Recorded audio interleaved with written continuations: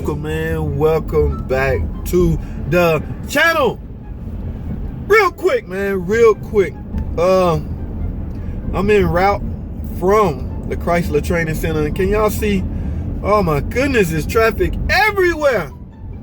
Everywhere, man. This would drive me cuckoo if I had to do this on a daily basis. And it's a 3-day course, so I have to do this for 3 days. Anyway, during the process, the periodic breaks that we get at school, that gives me a time to log on. Of course, you know, I log on to my YouTube channel and look at a few questions. Some I can answer quickly via texting back an answer, and some I can discuss and answer quickly that way, verbally and through a video. Okay, this one I choose to do through a video, mainly because I didn't get a chance to type. So I'll discuss it. I got nothing but time. Looks like I have nothing but time, all this traffic. Anyway, your question came from a female. God, I don't remember what car it was, but she have a check engine light on with a code. Now, she did go to Advanced Auto or AutoZone, one of those places, and retrieved the P code. P code 0456. Ladies and gentlemen, that stands for Evap leak. And what's even worse, it stands for small, tiny Evap leak, which makes it extremely difficult and hard to repair unless you have certain tools. Now, you can do the typical guess like everybody else do. The first thing come to mind, the first guess come to mind with dealing with Evap leaks is a fuel cap, gas cap. Now, I will tell you this, I'm not streaming so I can stroll a picture across. If your gas cap look like one of these, I don't care if it's brand new. I don't care if you just, somebody gave it to you and told you it was new. I don't care. I don't care. For some reason, I don't know, but for some reason on these Chrysler cars, the OEM gas cap is the only one that works. I don't know why it's that, man. I had countless customers come in, tell me they're checking the light on, they got an Evap leak, and AutoZone told them it was the gas cap. They put a new gas cap on it, and they erased the code. 3 days later, it's back on for the same code. First thing I look at, I flip the door open. Ma'am, you need a gas cap. We're going to have to start with a good gas cap. But I done got to the point now where I have a known good gas cap at my disposal. So I can simply pop in my known good gas cap, rerun the test, and see if it passed or failed. And when I say test, I'm talking about, we have 2 tests we can utilize for this type of diagnostic. A smoke test or a leak down test, air leak test. Our machine will do both. I personally prefer the air test, okay? Because what we do is fill the system up with air. We have a little ball on our meter. We try to watch the ball to see if it go all the way down. If it drops down over time, that usually indicate there is no leak. Okay, so, but because the customer brought the car to the shop, I am obligated to give her an hour of my time. We call it diagnostic time. I am obligated to spend an hour on her car, diagnosing it and checking it out. So within that hour, that gives me time to install or hook up my machine, my smoke machine, my air machine, whatever you want to use. Okay, our particular machine does both. All right. Now, first thing I do, of course, there's you want to tie in when you're doing Evap leaks, man. You want to tie into the source, whatever the source is that told you there was a leak in the first place. That's what you want to tie into. Now, I know some people in the very beginning, they was telling us to use a Schrader valve up front.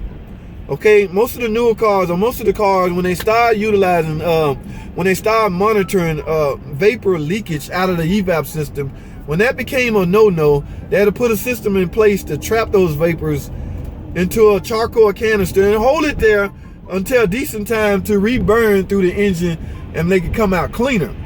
They do not want exhaust gas fumes escaping the car. All right, so they got to store this stuff. That is emission law. Now, when that system first came out, we was using a Schrader valve at the front of the car. Well, over time we realized that's not the best place to do an evap leak or to test your system for leak. But those Schrader valves are still in place on some of the old cars. We just changed the way we diagnose. I personally go to the source, which is, depending on what kind of car you have, depending on what system you have. If your car is ESIM equipped, I will go to the ESIM. If it's leak detection pump equipped, I will go to the leak detection pump. All right. Depending on your car, go to the source. I tend to go to the source. So let me get on. I hook my hose up to, let's use ESIM as an example. I hook my hose up to the ESIM. Of course, you know the hose that you take off of the ESIM, that's nothing more than it leads to a filter. Okay, so it's not part of the leak process, or it's not part of the system per se. It just leads to a filter. So it's okay to tie in right there. I tend to tie in right there. I have a nipple coming out of that, my hose tool that I made for this particular reason. So I take the machine I'm gonna use, smoke machine or the air test tool, and I plug it into the hose. Now, depending on what I think it is, I will start with the smoke test. Flip a switch, smoke, steam starts to fill the evap system, okay? At that point, no, I take that back. I tend to start with a leak test. That is the easiest one. That's the first one you should go to. At least that's the one I go to. I misspoke. Remember, I'm recording on the fly, so I may misspeak. But I tend to do a leak test first. So, after hooking my hose up, turn my machine on, the ball get close to the bottom. Yes, maybe there's nothing wrong. The ball just stopped before it makes it to the bottom. Man, that indicates, ladies and gentlemen, you have a small evap leak. Hence the reason why you're checking the light on in the first place. The computer sees that after maybe 2 trips, it will turn on a light. Now, what do you do from there? It's simple. Well, what do? I look around. Well, you can't really see an air leak. So what you need to convert to is the smoke machine.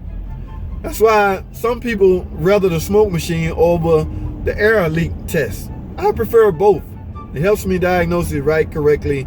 And now Chrysler have a system in their scan tool where the computer would do it for you. That's on the newer car. So if the car real new, I would let the computer tell me if the car fixed or not. But let's go on with the traditional way of diagnosing. I turn my smoke machine on. Now you can use your God-given tool, your God-given talent, your eyesight to look around. Once the system is filled with steam and smoke, look around. Start looking under the hood. I mean, remember, there's a purge valve under there that's also tied into the evap system. Look around at all the hoses. Any kind of pinch or crack or brittle hose, that steam should escape from that area. All right? If it do, that is your leak. All right? So if you don't see any smoke or steam, sometimes we use glasses and a black light. It will show up better. Look all over the car. A good visual inspection. Look all over the car. Make your way toward the rear. Let the car back in the air. Follow the vapor lines all the way to the back. Look around the tank. The tank is also part of the evap system. It could be the source of your leak. Look around there. If you don't see nothing there, let the car down a little bit. Now, open the gas fuel door. Look in that area of the fuel cap. That is where I found. That's where I find most of the steam coming from. About 80% of the evap leaks is coming from the fuel cap. The other 20% is coming from the ESIM. But remember, we tied into the ESIM, so you got to be careful. If you move that ESIM too much, you'll disguise your own leak. Just say you move it enough to put the hose on, you disturb it. Now you caused it to seal because it was just a small little leak in the first place. You may easily cause it to seal and give you a false reading or a false diagnosis. So, but in this case, I found the leak at the fuel cap. Okay, what do you do from now? It's simple, guys. Replace the fuel cap. Even though you told me you just replaced it, it doesn't matter. We're going in with the OEM, Mopar OEM cap, if this is a Chrysler. I say OEM on any car, whatever the car is.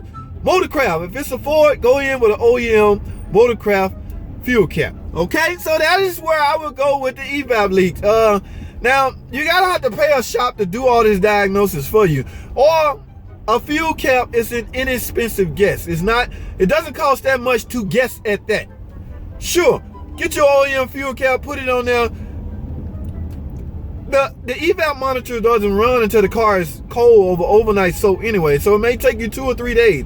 After 2 or 3 days, if your light don't come back on, you've repaired it. Okay, now again, that's an inexpensive test. You can go that route, or you can simply take your car to a shop that has the machine or the test that I spoke on and get it tested that way. It's on you. The ball is in your court. Depends on how bad you want that check engine light. You may be like 80% of America. Wait till the last minute, knowing you need an emission next week. You wait till the very last minute to get that check engine light off. That is the most. I do it, so I know it happened. I am guilty of that. I'm gonna need an emission in 2 weeks, but I'll wait 13 days to look at it. That is the wrong approach, people. All right. So let me wrap this up, man. In this video, man. Wow, I said a lot. I hope that answered your question. If you need your mechanic to watch this video, feel free. In fact, tell them to watch it and tell them to subscribe to the channel. You know, thank you a lot. All right. So let me end this, man. Thanks for watching. Comment and subscribe, and I will see y'all on the next video.